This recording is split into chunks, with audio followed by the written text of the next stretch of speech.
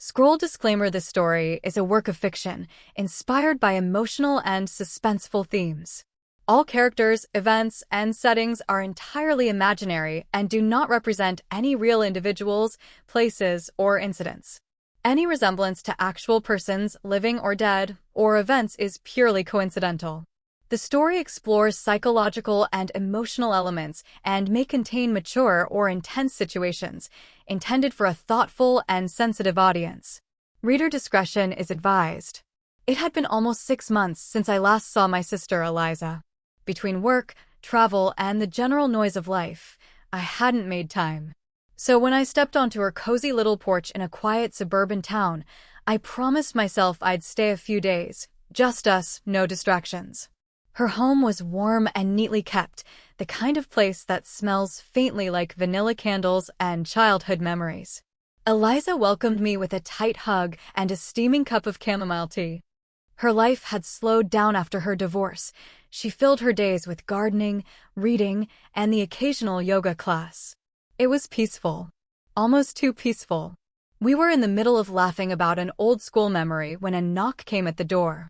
It was soft, hesitant, like someone unsure if they should be there. Eliza got up and peeked through the curtain. "Oh," she said, smiling faintly, "that's Daniel. He just moved in next door a couple weeks ago." When she opened the door, I got my first glimpse of him. Daniel looked to be in his early 40s, tall, well-kept, and with a calm face that somehow didn't match the intensity in his pale blue eyes. He held a small potted plant. "Thought I'd say hello," he said politely. His voice was smooth, but his words felt rehearsed. Eliza accepted the plant and thanked him, inviting him in for a moment. I watched closely as he stepped inside. His eyes scanned the living room too deliberately, as if trying to memorize everything. We made small talk. He said he worked remotely in software development and liked quiet places and quiet people. He complimented the furniture, the tea, the flowers on the windowsill. But there was something off. A pause too long here, a strange choice of words there. Before leaving, he turned to me and asked, "Have we met before?" I shook my head. "I don't think so." He smiled. "Must be my imagination then. Some faces just feel familiar." As he walked back to his house, I glanced at Eliza. "Do you know much about him?" "Not really. He's been polite, helpful. Just lonely, I think." I nodded, but couldn't shake the feeling in my gut. I've always trusted my instincts, and something about Daniel didn't sit right. I didn't say more. It was only a hello after all. But deep inside, I knew that knock had opened more than a door. It had stirred something unseen, something waiting. Over the next few days, Daniel became a frequent visitor. Sometimes he showed up with fresh flowers from his garden. Other times, it was baked goods, cookies, banana bread, once even a homemade lasagna. Always with a polite smile, always with some carefully chosen compliment. "I had extra and thought you might like some," he'd say. Eliza welcomed his kindness. She said it was nice to have a neighbor who cared. "He's just friendly," she told me, laughing off my concerns when I raised an eyebrow. But I wasn't convinced. The way Daniel looked at her wasn't just friendly. It was focused. Like he was watching something precious, or something he'd lost and finally found again. There was something too personal in his gaze. And then there were the comments. One evening, as we were sitting on the porch, Daniel stopped by with a bowl of strawberries. After handing them over, his eyes drifted to a photo on the side table, an old childhood picture of me and Eliza in front of our grandparents' farmhouse. "You two grew up on a farm, didn't you?" he said casually. Eliza blinked. "Yes, how'd you know?" He smiled, unbothered. "Just guessed from the photo. Those white fences and that old swing set, very countryside. But there was no swing in that photo. And the fences weren't visible either." I caught Eliza's confused look, but she didn't say anything. After Daniel left, I finally spoke. "Did you ever tell him about the farmhouse?" She shook her head slowly. "No. I mean, maybe in passing? I don't remember. But I remembered everything. And I knew we never mentioned it, especially not the swing set, which was torn down before Eliza even turned 12. The next morning, I noticed a folded note slipped under the front door. It was short and written in neat cursive. The wind still sounds the same through the old trees, just like it did before. There was no name, but I didn't need one. Eliza tried to shrug it off. It's probably just poetic. Maybe he writes stuff like that for fun. I wanted to believe that. I really did. But Daniel wasn't just being friendly anymore. He was getting too close, too personal, and too familiar with things he should never know. There's a line between kindness and obsession, and I feared Daniel had already crossed it. Something wasn't right. And the more I watched him, the more I felt like this wasn't a man making new friends. This was someone returning to something, or someone, he thought belonged to him. That night, I couldn't sleep. I lay in the guest room, the shadows of tree branches dancing on the walls as wind stirred outside. My mind replayed every encounter with Daniel, the strange familiarity in his voice, the way he lingered on old photographs, the eerie note.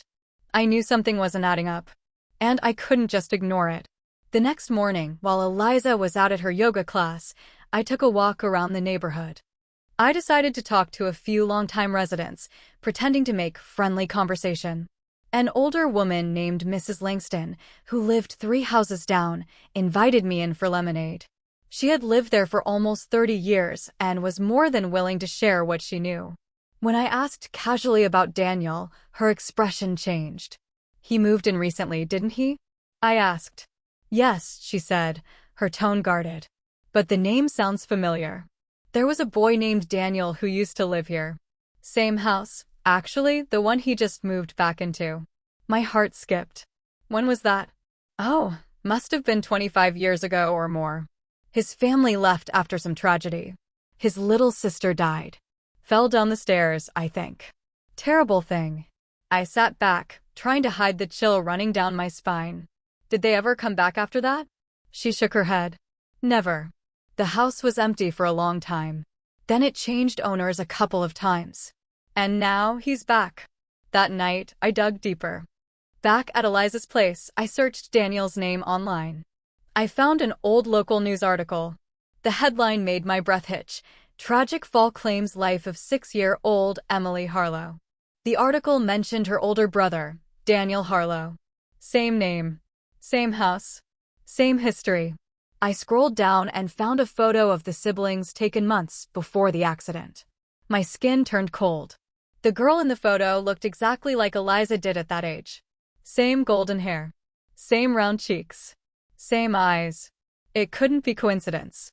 I read further. After the tragedy, Daniel's parents divorced. He had been placed in a psychiatric care facility for extreme grief and emotional instability. There were no further records available publicly. So now he had returned. To the same house. To the same street. And to a woman who looked hauntingly like his dead sister. It wasn't affection. It wasn't friendliness. It was something much more dangerous. Fixation. Suddenly, everything made sense. The strange comments, the way he watched Eliza, the notes, the familiarity. He didn't just think she looked familiar. He thought she was someone he lost. And I knew then, as surely as I knew my own name, we were in serious danger. 2 days after my discovery, the unease in my chest grew unbearable. I hadn't told Eliza everything, not yet. She was finally smiling again, gardening in the afternoons, playing soft music in the evenings. I didn't want to drop a storm into her calm. But the truth sat on my tongue like a stone, heavy and impossible to ignore. That night, around 2 a.m., I woke up to a faint sound. A soft tapping. I froze in bed, heart pounding. The room was dark except for the moonlight streaking across the floor. Tap, tap, tap.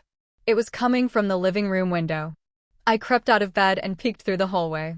The front curtains swayed slightly. I moved slowly, my feet barely touching the wooden floor.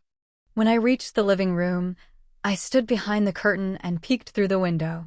Daniel was standing outside. Not on the porch. Not at the door. He was pressed up against the window, talking, but there was no one there. His mouth moved in a whisper, and though I couldn't hear all the words, I caught pieces through the glass.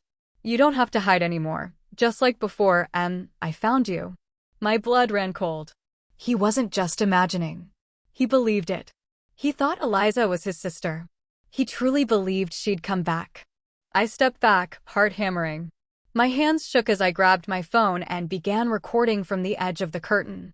The way he stared into the living room, eyes wide and soft like a child's, made my skin crawl. Then suddenly, he stopped. His head tilted slightly, and he looked straight at the window. I ducked. Silence. I held my breath, counting each beat of my racing heart. After a minute, I slowly stood up and peeked again. He was gone. I rushed to check the door. Still locked. The next morning, I showed the video to Eliza. Her face went pale. "That's not possible," she whispered. "He was talking to me." She looked shaken but still tried to make sense of it. "Maybe he's just broken. Maybe he's lonely and confused." "Eliza, it's more than confusion," I said, voice firm. "He thinks you're his dead sister." She sat down slowly, rubbing her temples. "So what do? We gather proof. We report it. We don't open the door to him again. Ever." She nodded, but I could see the conflict in her eyes. Eliza had always been empathetic, the kind of person who believed anyone could be saved. But even she could feel the weight of danger now. Later that day, Daniel left another gift, a single daisy in a jar, with a note. "You used to pick these from the hill behind the house. Remember? We never had a hill. But Emily did." And now I feared Daniel wasn't going to stop, not until he got her back. Daniel didn't knock anymore. He didn't need to. Instead, his presence lingered like fog in the gifts left on the porch, the footprints in the garden soil. The notes slid carefully under the front door in the dead of night. Each message grew more intimate. "I remember the lullaby you used to hum. Your laugh hasn't changed. Please don't shut me out again."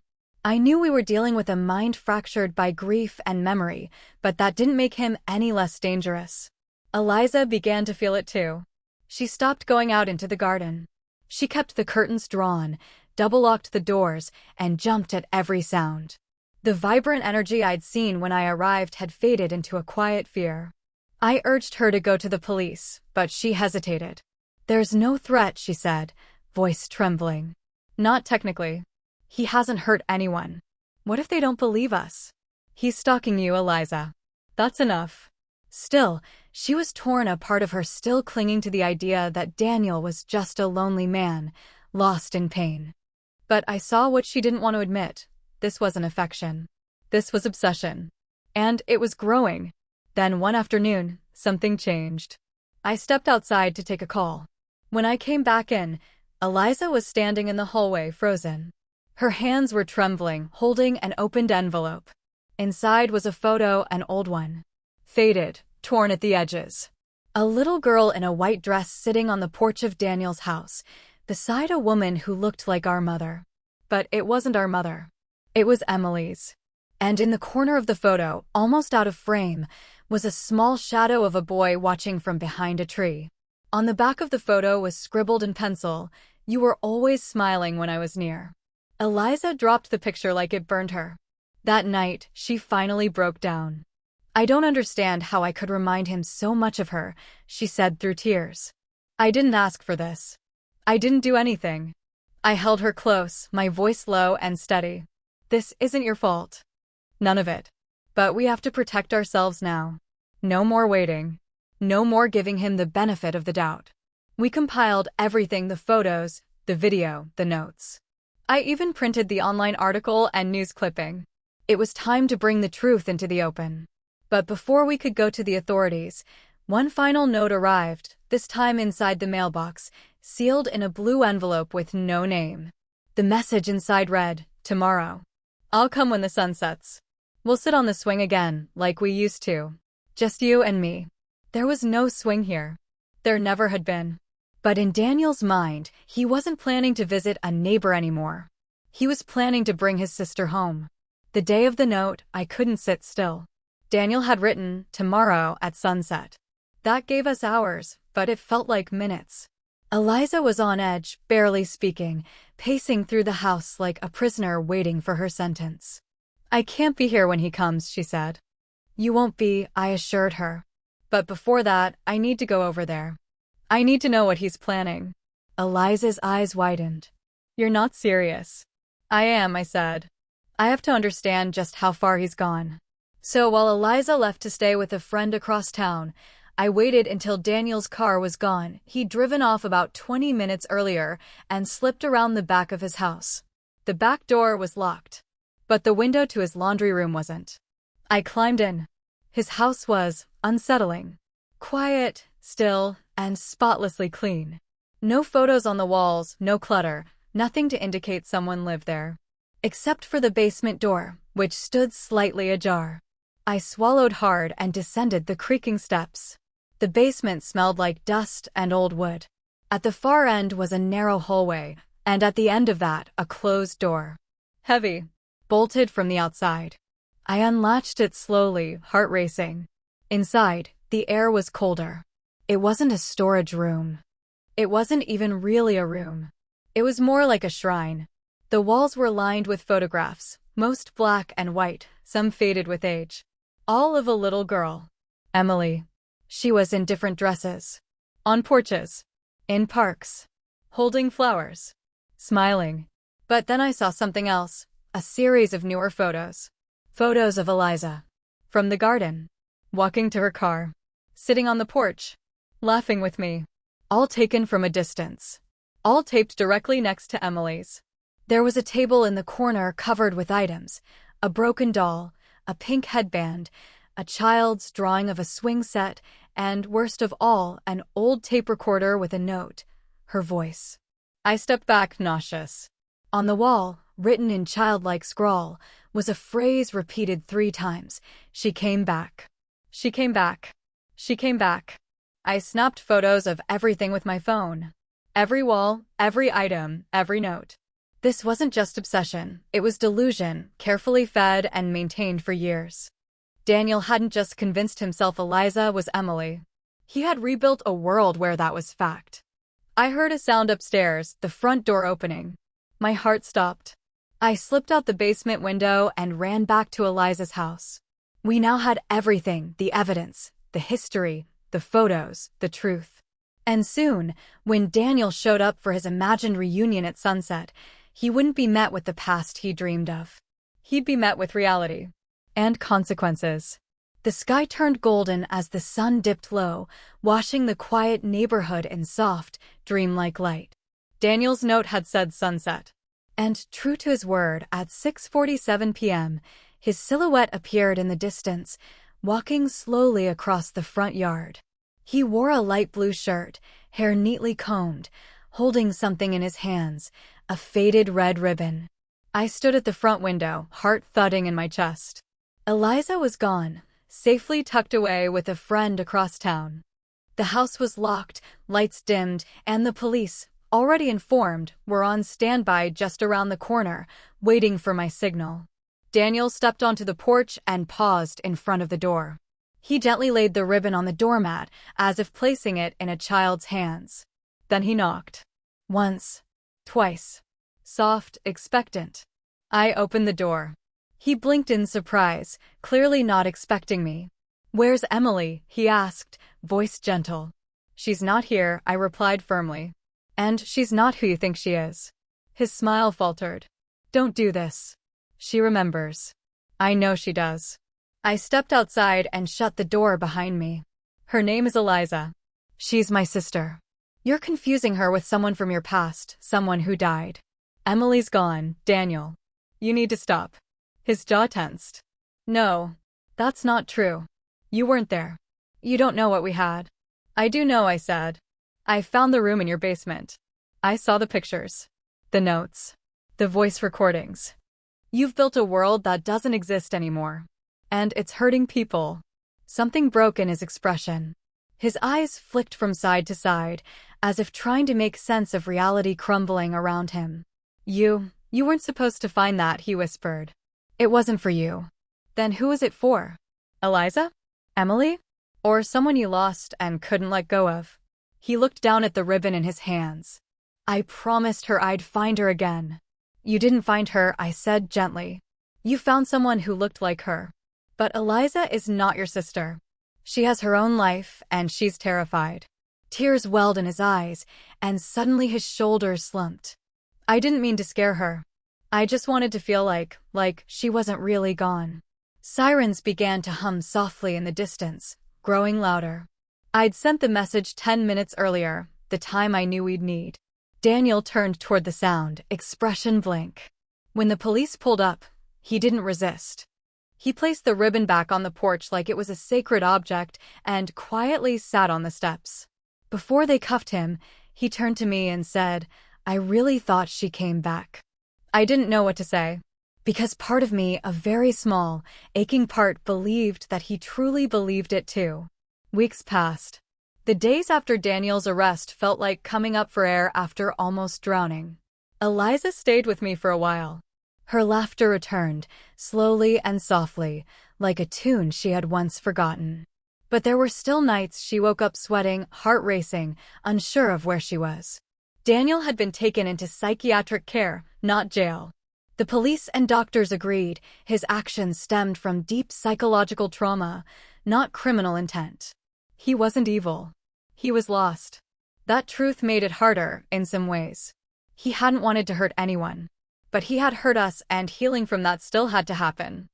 Eliza began therapy, finally opening up about things she hadn't even shared with me, her fears, her guilt, her shame at feeling pity for the man who stalked her. "He looked so broken," she said once. Like a child waiting for his mother to come home. I listened. That was all I could do. Sometimes, silence is the greatest kind of love. Then, one afternoon, a letter arrived. No name on the front. Just our address in careful handwriting. Inside was a single sheet of paper. "Dear Eliza, I'm sorry for all of it. The fear, the pressure, the confusion. I know now you weren't Emily. But for a little while, you gave me the illusion that she'd returned. I know that wasn't fair to you. I'll never forget your kindness, even when I didn't deserve it. Please live a full, beautiful life. For both of you." Daniel. Eliza didn't cry. She didn't tear the letter up either. She folded it quietly and placed it in a drawer. "I think I needed that," she said. She returned to her home a few days later, stronger than I'd ever seen her.